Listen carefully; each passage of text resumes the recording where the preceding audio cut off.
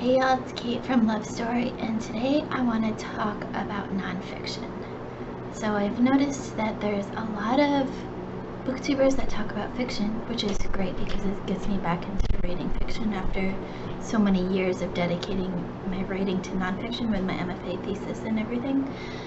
But there's not a lot of people that talk about nonfiction books, which is an amazing subset in writing and books that people need to read more of. So today I'm going to do just like a quick intro to nonfiction and talk about some of the different genres, I guess you would call them, in nonfiction, and then I'm going to have some follow-up videos that go in depth about some of the books that I mentioned today and some of the authors.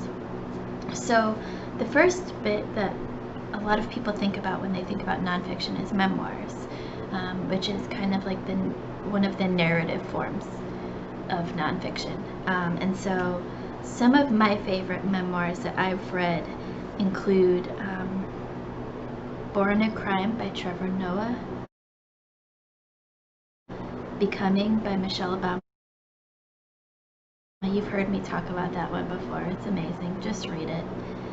When Breath Becomes Air by Paul Kalanthi. Sorry if I mispronounced that.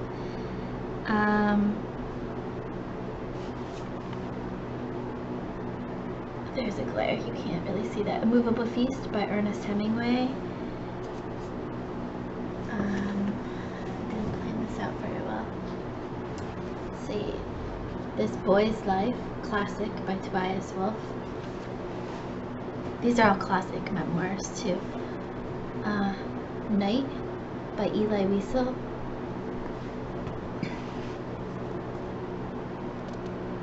The Glass Castle by Jeanette, who's actually a fiction writer too, so she does dual.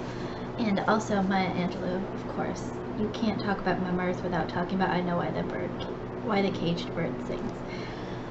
Just about all of those books I needed tissues for at some point because I cried my eyes out, which is normal for me when reading, but just to give you a warning, if you want to check out any of those books, have tissues handy. And then the next subset that I want to talk about is books of essays. And so essays are kind of like the short story form of nonfiction. And so there's some really these are the books that I'm going to mention in the essays, in this essays portion, are also really classic nonfiction writers that you've probably heard about before, talk in classes or people talking about nonfiction. Essays is a classic genre. It goes all the way back to like Socrates and the dialogues and Plato and all of that. If you haven't read Plato and Socrates, go and read it, but they aren't on my list right now, but definitely add those to the list. So one of the classic essayists is Henry David Thoreau, Walden, and also Civil Disobedience, which is both in this really battered copy. I have a better copy for sale in my store, but this is my personal battered copy. Well loved, I would call it. And then also Emerson, Waldo and Emerson. So this is a giant copy because it has all of his essays and his poems in it, because he's also a poet. And I, for some reason, am just really attracted to books that have everything in it at once, so I don't have to go and buy 5 different books to find the essays that I want. I just buy one book that has everything in it, and then I won't be missing out on anything. And the last one is one of my favorite writers of all time. I'm obsessed with her. She's amazing, and she's got many, many books out, both fiction, nonfiction, even screenplays. But she's an amazing writer, amazing person, and that is none other than Joan Didion. And this book, just like the Emerson book, is all of her nonfiction. So Joan Didion has been writing forever, basically, and the main bits that she writes about is the political and pop culture of the 1960s, 70s, 80s. She covers, the Manson trial and Watergate and all of the events that happened then. She was a war correspondent. She's an amazing writer. But one of the reasons why I love this book so much, besides it having everything that Joan Didion has ever written in nonfiction, here is just the title. It's called We Tell Ourselves Stories in Order to Live, and that just hit a deep chord inside my heart when I read that title, and I'm like, I need that book just for the title alone. They say you should never judge a book by its cover, but sometimes you can, because who doesn't love this cover? That is Joan Didion right there in the car, a young Joan Didion. But I mean, who doesn't love it? It's amazing, and that title, I really would just buy that title, buy the book just for that title. But I love Joan Didion so much that I bought it anyways before I fell in love with the title. But after reading everything in here, I gotta stop this for a second.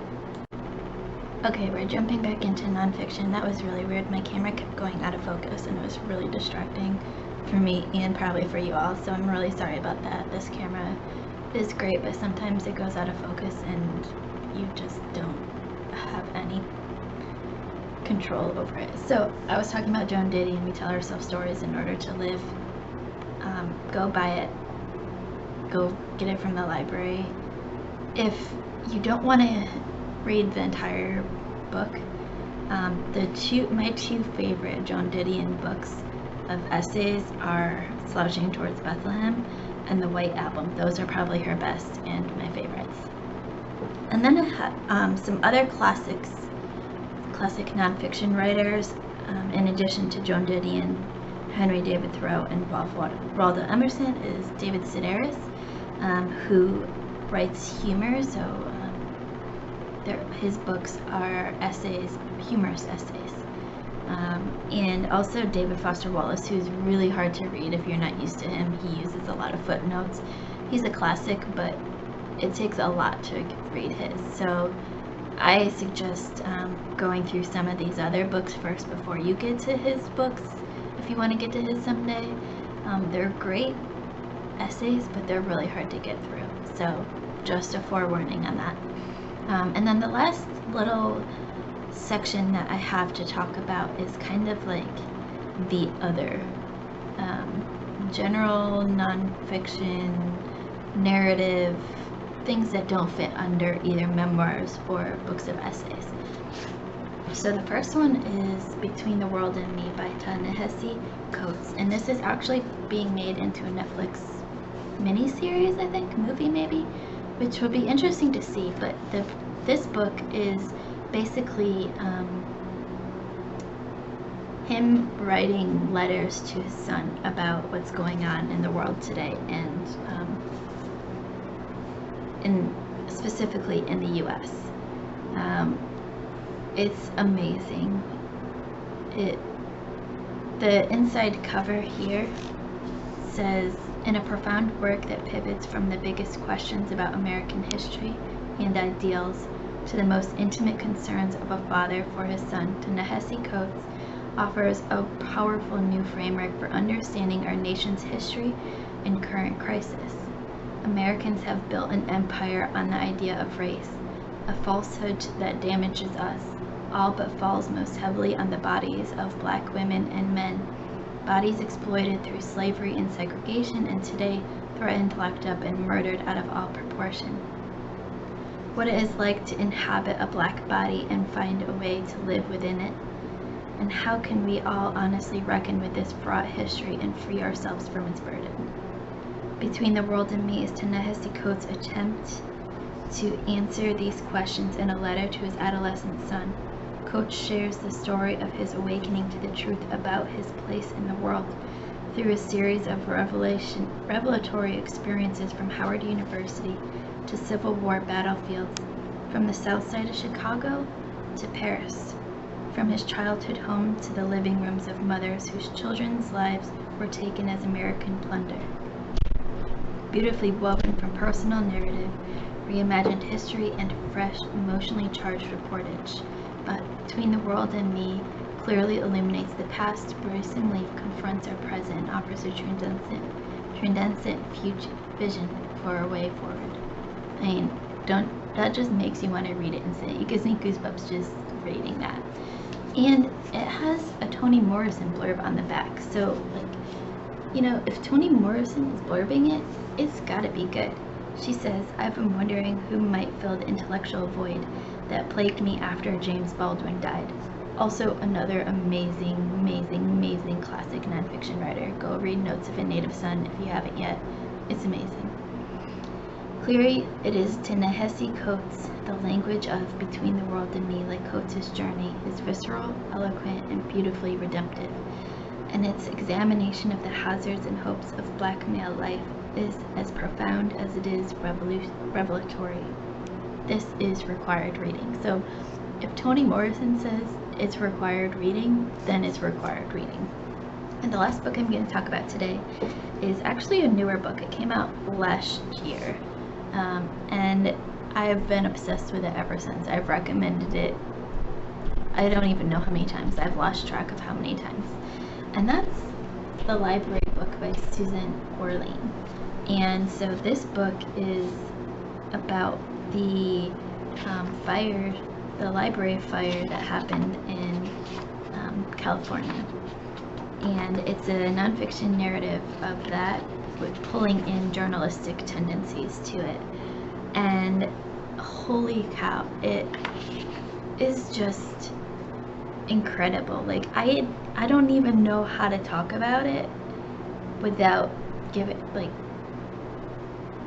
it's just amazing. Like, it combines my love for books and libraries and journalism all into one beautifully, beautifully written book. Susan Orlean's prose in this book is spotless. And yes, I cried when the books started to burn, because who doesn't cry when books burn? And some really great blurbs on the back. Eric Larson, Elizabeth Gilbert, Dave Eggers, David Gran.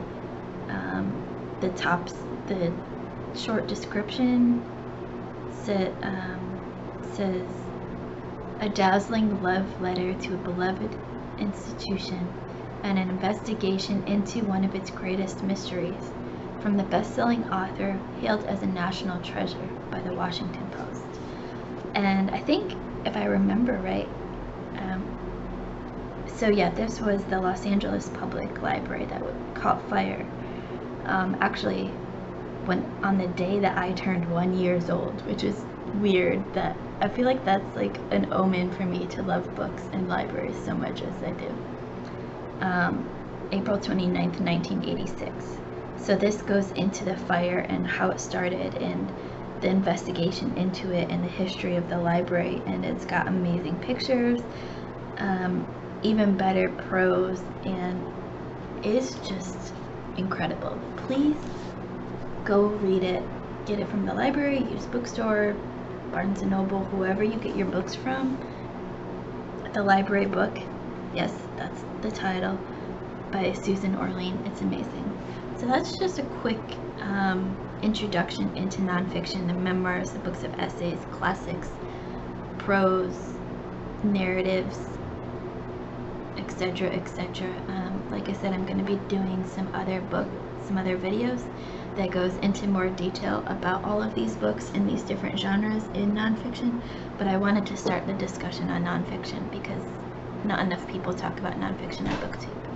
Anyways, let me know what your favorite books are in the comment. I'll list all of these books that I talked about in the comments below. Like, comment, subscribe, and we'll see you all next time.